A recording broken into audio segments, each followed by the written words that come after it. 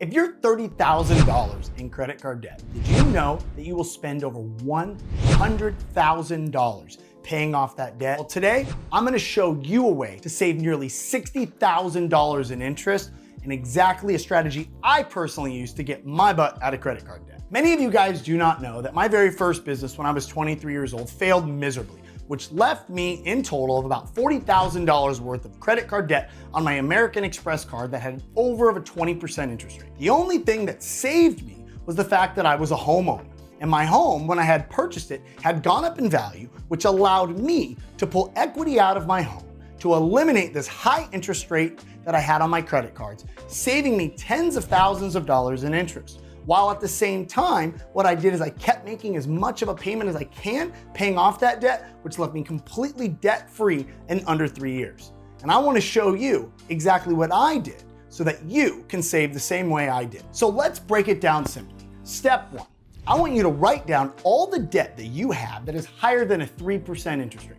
This will include debt like your mortgage loan, credit card loans, maybe high interest rate private student loans, boat loans, and any debt consolidation loans, maybe from like Lending Club for an example. Number one, we have a mortgage loan, and our mortgage, let's say, is a total of $2,000 a month. And that mortgage loan is a $350,000 loan.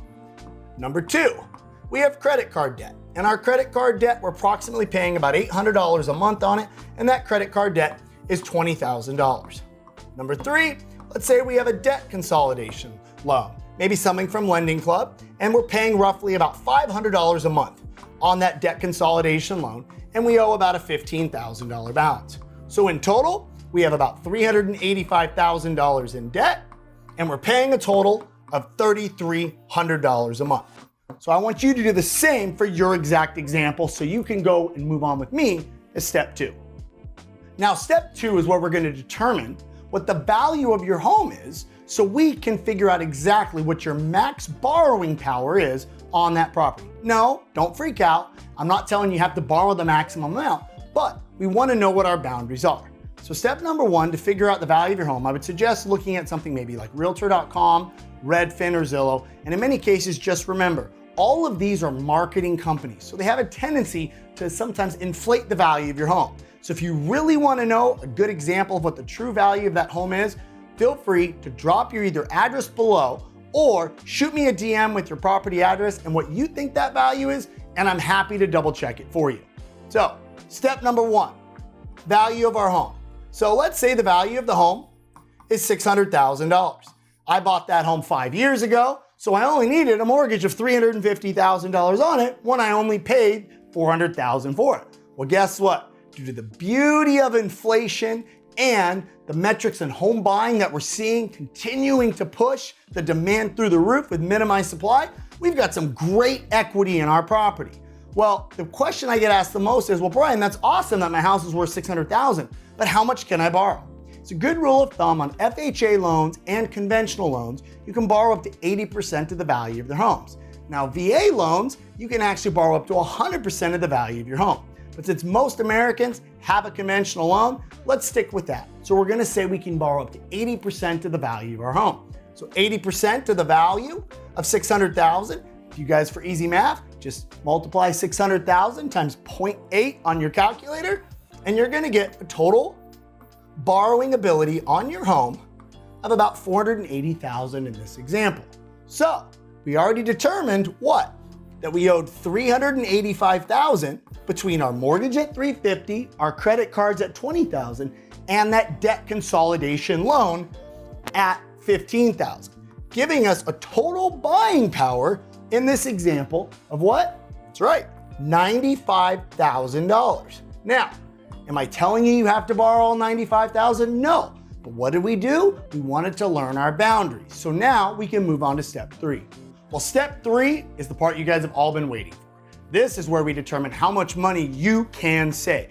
So let's go back to the beginning and just remember. So remember, we were spending $3,300 a month, which is broken down as $2,000 a month for our mortgage payment, $800 a month for our minimum payments on our credit cards, and $500 a month for that debt consolidation loan, which resulted in that $385,000 in debt. So we need to increase our mortgage to pay off these two numbers at least, which is $35,000.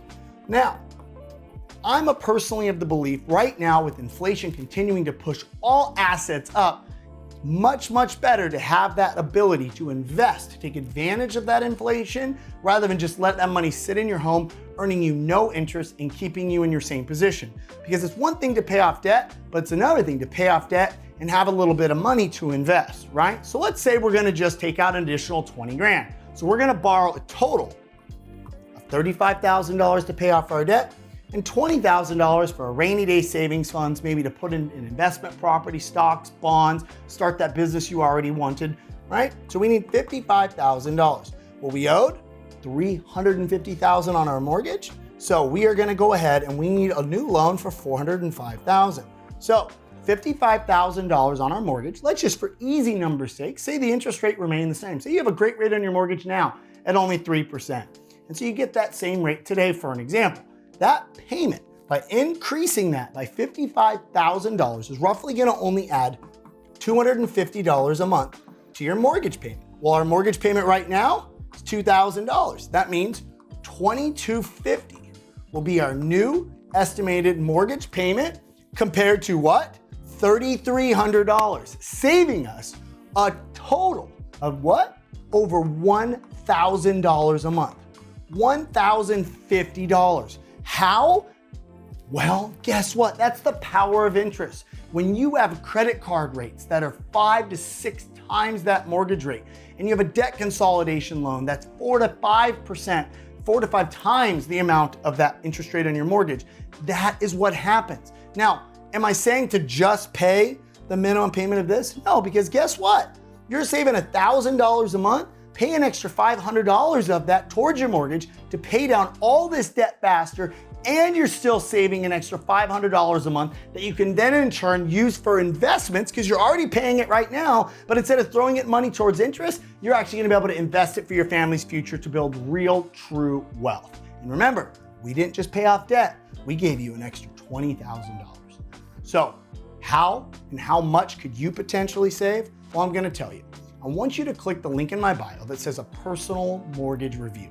We'll get on a call, or you can fill out the simple form and I will go ahead, review everything with my staff, and we will tell you exactly on how much you could potentially borrow and save by doing a cash out refinance. And if it doesn't make sense for you for some crazy reason, I'll tell you. We'll be honest and at least you'll know. So what are you waiting for? Real wealth and savings is right here.